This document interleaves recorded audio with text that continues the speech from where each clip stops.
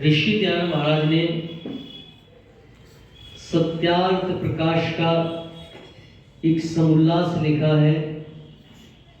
उस समुल्लास का नाम है सातवां समुल्लास और ईश्वरीय ज्ञान और वेद विज्ञान। ऋषि दयानंद महाराज ने सत्यार्थ प्रकाश के सातवें समुल्लास के ऊपर बहुत सुंदर चर्चा की है।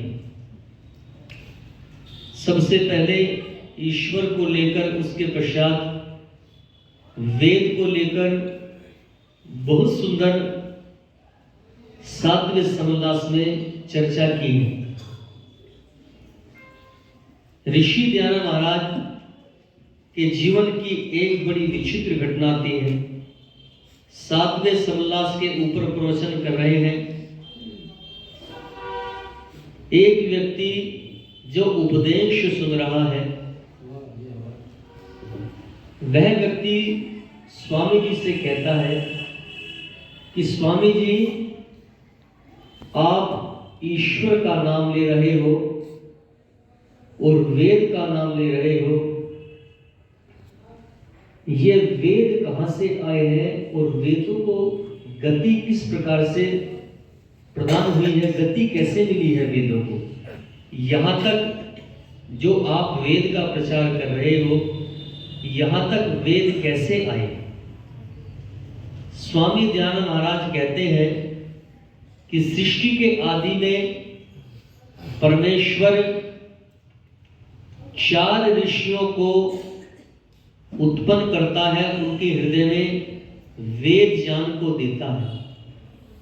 और वो 4 ऋषि होते हैं अग्नि, वायु, आदित्य और अंगिरा। ऋग्वेद, यजुर्वेद, सामवेद और अथर्ववेद। वह व्यक्ति कहता है, स्वामी जी, कौन से वेद में क्या क्या विषय आता है? स्वामी जी बड़ी सटीकता के साथ समझाते हुए कहते हैं कि ऋग्वेद में अग्नि देव ज्ञान का भंडार है, यजुर्वेद और अथर्ववेद कर्म कांड और विज्ञान कांड है, और सामवेद में उपासना कांड अर्थात जो संगीत का जो विषय लिया गया है, वो कहां से लिया गया है बच्चों? सामवेद से लिया गया है।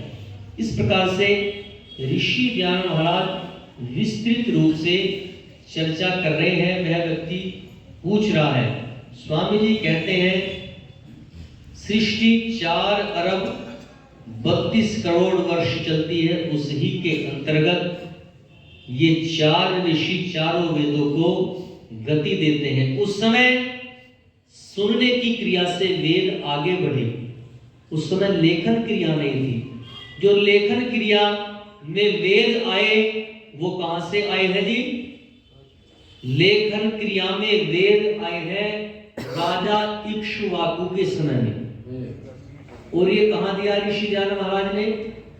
जो पूना प्रवचन की पुस्तक है, जो 10 पूना प्रवचन है, उनमें ऋषि दयानंद महाराज ने दिया है कि लेखन क्रिया में वेद राजा इक्ष्वाकु के समय में आए। तो ऋषि दयानंद महाराज इस प्रकार से समझा रहे हैं।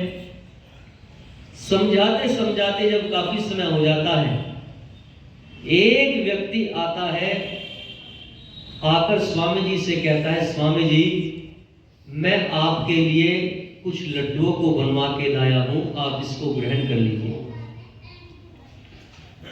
जब ये बात कही तो स्वामी जी कुछ क्षण चिंतन करते हैं। चिंतन के बाद कहते हैं कि मैं आपके लड्डू को ग्रहण नहीं करूंगा। वह व्यक्ति शांत अवस्था में खड़ा हो जाता है। स्वामी जी फिर प्रवचन करने लगते हैं। जब प्रवचन चलते चलते काफी समय हो जाता है, उस व्यक्ति के मन की तरंगें फिर उठती है। वह फिर कह बैठता है कि स्वामी जी, मैं आपके लिए कुछ लड्डुओं को बनवा के लाया हूं, आप इसको कृपा करके ग्रहण कर लीजिए। स्वामी जी चिंतन के पश्चात कहते हैं, कि मैं आपके लड्डू को ग्रहण नहीं करूंगा। जो व्यक्ति उपदेश सुन रहा था उनमें से एक व्यक्ति उठकर कहता है, स्वामी जी, ये व्यक्ति इतनी निष्ठा से, इतनी श्रद्धा से आपके लिए लड्डुओं को बनवा के लाया है, आप इसको ग्रहण क्यों नहीं कर रहे? तो स्वामी जी का कितना सुंदर और सटीक उत्तर है। इस बात से पता लगता है कि ऋषि दयानंद महाराज कोई ऐसी वैसी आत्मा नहीं थे, बहुत बड़े योगी और दूरदर्शी थे। ऋषिवर दयानंद महाराज कहते हैं कि जो ये व्यक्ति मेरे लिए लड्डुओं को बनवा के लाया है, इन लड्डुओं में जहर मिला हुआ है। मुझे मारने की दृष्टि से ये व्यक्ति इन लड्डुओं में जहर मिलवा के लाया है, क्योंकि फिर से अनाचार, पाखंड, ढोंग, पापाचार फिर से बढ़ जाए। वह व्यक्ति कहता है जो बैठा है कि स्वामी जी, इसका क्या प्रमाण है कि लड्डुओं में जहर मिला हुआ है? स्वामी जी महाराज कहते हैं कि इसका प्रमाण है। कि क्या प्रमाण है? कि सामने कुत्ता खड़ा हुआ है, ये लड्डू उस कुत्ते को डालो, वह लड्डू उस कुत्ते को डाले जाते हैं। कुत्ता कुछ समय के पश्चात चिलमिला उठता है और अपने प्राणों को त्याग देता है। इस घटना से पता लगता है कि ऋषि दयानंद महाराज बहुत बड़े योगी और दूरदर्शी थे। तो पथिक जी ने उनके जीवन के ऊपर बहुत सुंदर ये गीत लिखा है, आप सभी ने सुना होगा ऋषि देव दयानंद महाराज के विषय में। लड़ने वाले हजारों को बेहाल कर गया, वो ऋषिदा अकेला जो कमाल कर गया, वो ऋषिदा अकेला जो कमाल कर गया। लड़ने वाले हजारों को बेहाल कर गया, लड़ने वाले हजारों को बेहाल कर गया, वो ऋषिदा अकेला जो कमाल कर गया, वो ऋषिदा अकेला जो कमाल कर गया।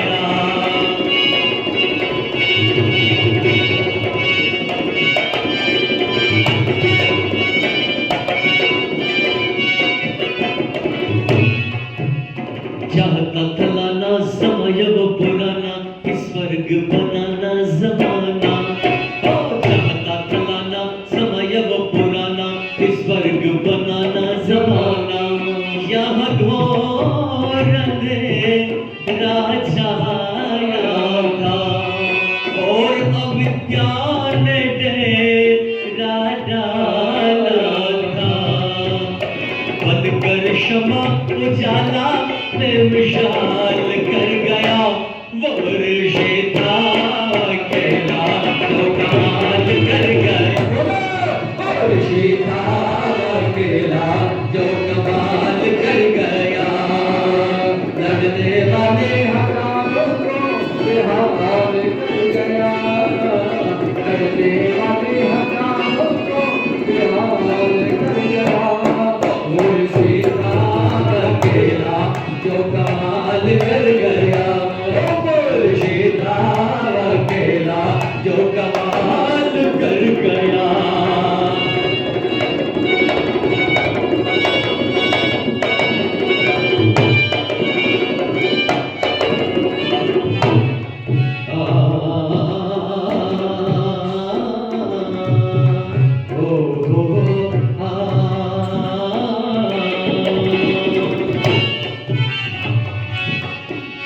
कहीं पे ईसाई, कहीं मेरे जाए, कहीं अपने ही भाई कसाई।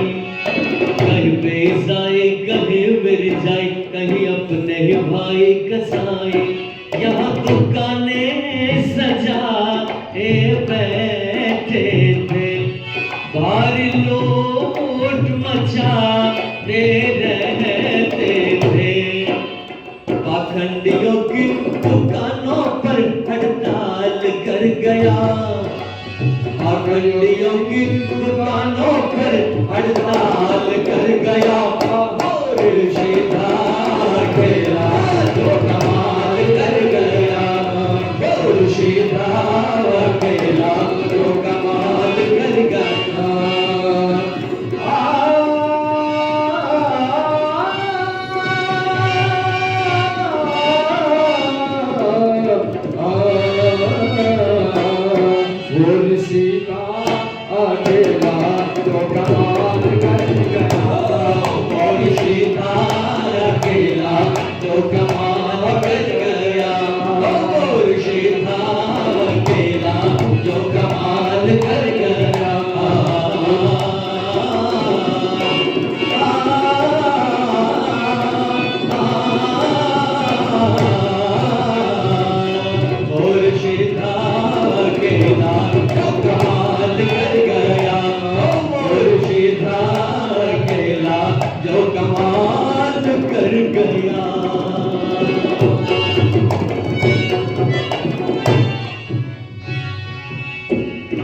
ऋषि अलबेला महा दुख झेला, विरोधियों से खेला अकेला।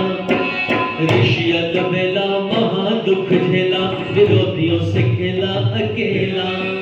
बाइबल की पोल जब खोले थे और कुरान के भी नैया खोले थे, अधिक पुराण कपड़ों की पड़ताल कर गया, अधिक पुराण कपड़ों की पड़ताल कर गया। और शेतान अकेला तो कमाल कर गया, बोलो बोलो शेतान अकेला तो कमाल कर गया, और शेतान अकेला तो कमाल कर गया।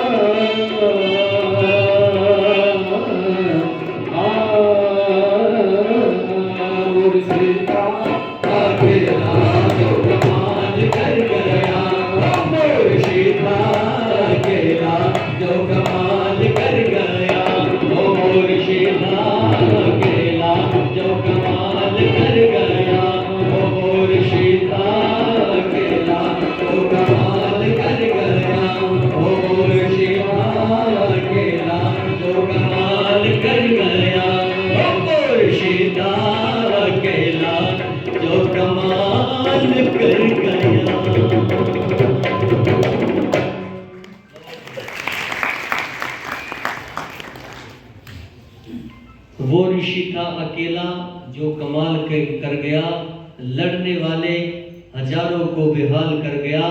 वो ऋषि था अकेला जो कमाल कर गया। बहुत सुंदर ये पथिक जी ने इस गीत को लिखा है और मैंने आपके सामने ये प्रस्तुत किया है इस गीत को। समय लगभग पूर्ण होने जा रहा है, बस एक गीत आपके सामने मैं प्रस्तुत करूंगा।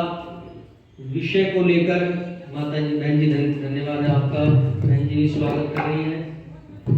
इस विषय को लेकर एक गीत मैं आपके सामने प्रस्तुत करने जा रहा हूँ।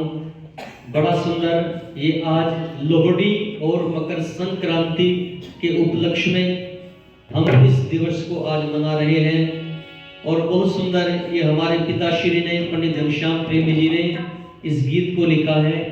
मैं आपके सामने इस गीत को प्रस्तुत करूंगा, सभी ध्यान से सुनेंगे, तारतम्य बनाकर बैठेंगे बच्चे।